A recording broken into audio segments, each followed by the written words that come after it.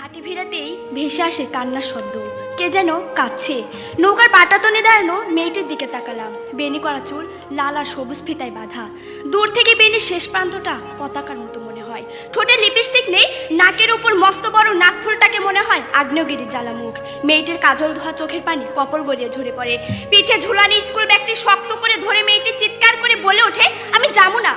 প্রশ্ন করি, কোথায়? কে যেন পাশ হতে উত্তর করে, শ্বশুর বাড়িতে। ঠিক এভাবেই বাসন্তীদের জীবনের বসন্তগুলো মুছে যায় সিঁদুরে বনে।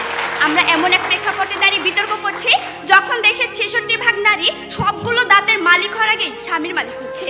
আমরা এমন এক প্রেক্ষাপটে দাঁড়িয়ে বিতর্ক করছি যখন দেশে বাল্য বিবাহ নামে নারীদেরকে ঠেলে দেওয়া হচ্ছে শারীরিক নির্যাতনের দিকে, যা বন্ধের প্রয়োজন সচেতনতার বলয় গড়ে তোলা। ধন্যবাদ মাননীয় মডারেটর, সেই সাথে শুভেচ্ছা বিজ্ঞ বিচারক মণ্ডলী সহ উপস্থিত সবাইকে। মাননীয় মডারেটর, আমাদের প্রথম বক্তা তার বক্তব্যে দেখে গেছেন কাদের মাধ্যমে এবং কিভাবে সচেতনতা তৈরি হয় এবং সচেতনতা বাল্য বিবাহ বন্ধে কতটা গুরুত্বপূর্ণ। মাননীয় মডারেটর, প্রতিপক্ষ দলের প্রথম ও দ্বিতীয় বক্তা আইনের পক্ষে তাদের মতো করে নানান যুক্তি দেখে গেলেন। প্রতিপক্ষ, আমরা আইনের প্রয়োজনীয়তাকে অস্বীকার করছি না, কিন্তু মাননীয় মডারেটর, শুধু আইন দ্বারা যে কোনো সমস্যা সাময়িকের জন্য কমিয়ে আনা সম্ভব হলেও তা পুরোপুরি নির্মূল করা সম্ভব নয়, এবং তা কেন সম্ভব নয় আমি দেখিয়ে যাব। মাননীয় মডারেটর, প্রতিপক্ষ দলের দুইজন বক্তা বারবার কঠোর আইন বাস্তবায়নের কথা বলে যাচ্ছেন। লক্ষ্য করুন প্রতিপক্ষ, সভ্যতার ইতিহাসে সর্বপ্রথম লিখিত আইন ছিল হাম্বুরাবি আইন, যা 1786 খ্রিস্টপূর্বে সম্রাট হাম্বুরাবি প্রণয়ন করেন। 282টি ধারা সম্বলিত এই আইন সম্পর্কে এখন পর্যন্ত এটাই বিশ্বাস করা হয় হাম্বুরাবি আইনই ছিল পৃথিবীতে সবচেয়ে কঠোর আইন। অন্যদিকে আমরা যদি বাংলাদেশের প্রেক্ষাপট চিন্তা করি তাহলে দেখতে পাই বাংলাদেশের জন্য প্রণীত মোট আইনের ধারা 511টি, কিন্তু হতাশার ব্যাপার হলো টিআইবির হিসাব মতে বাংলাদেশের 10% আইনেরও যথাযথ বাস্তবায়ন হয় না।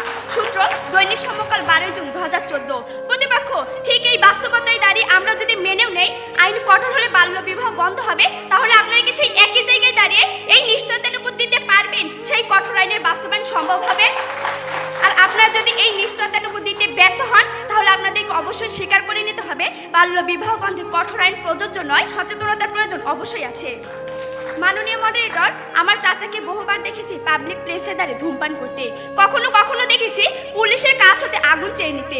মাননীয় মডারেটর, আমি কখনোই দেখিনি তিনি তার সন্তানের কাছে বসে ধূমপান করছে। প্রতিপক্ষ, আমরা যদি ঘটনাটিকে দুটি দিক থেকে চিন্তা করি তাহলে দেখতে পাই একদিকে 100 টাকা জরিমানার ভয় চাচা ধূমপান করা থেকে বিরত থাকতে পারছেন না, অন্যদিকে তার সন্তানের ক্ষতির কথাটি চিন্তা করে তিনি ধূমপান করা থেকে বিরত থাকছেন। মাননীয় মডারেটর, আমরা ঠিক এই জায়গাটিতেই বিতর্ক করছি যখন বিবেকের আদালতে দাঁড়িয়ে প্রতিটি মানুষ ভালো মন্দের বোধটি অর্জন করবে, ঠিক তখনই তাদের মধ্যে তৈরি হবে সচেতনতা এবং ঘুচে যাবে বাল্য বিবাহের অভিশাপ।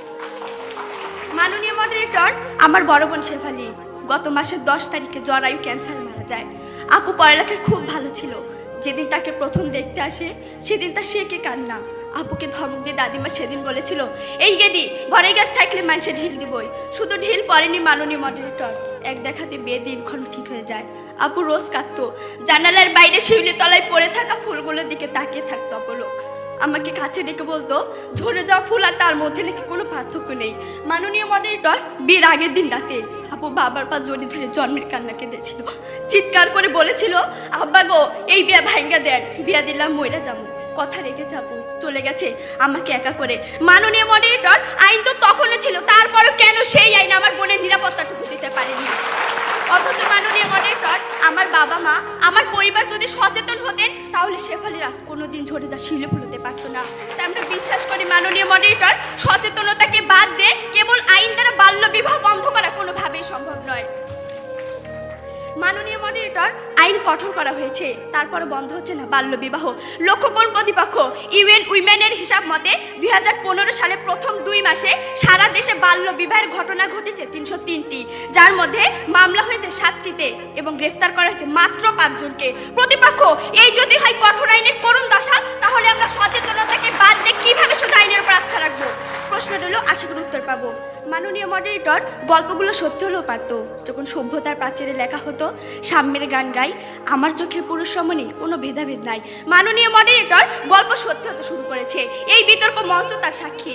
বক্তব্য শেষ করব, তবে শেষ করার আগে প্রতিপক্ষের উদ্দেশ্যে কিছু প্রশ্ন রেখে যাব। প্রতিপক্ষ, আইন দিয়ে যদি সকল সমস্যার সমাধান করা যেত তবে কেন আমরা দুর্নীতির অভিশাপ থেকে মুক্ত হতে পারছি না? কেন আইনের ফাঁক দিয়ে বেরিয়ে যাচ্ছে কেন পেট্রোল বোমার নৃশংসতায় ঝলসে যাচ্ছে বাংলা মায়ের মুখ? কেন মানচিত্রের পেট হতে ধ্বনিত হয় আর্তের হাহাকার? কেন প্রতিপক্ষ? কেন কেন? আশা করি আমার সকল কেন উত্তর পাবো। ধন্যবাদ মাননীয় মডেল।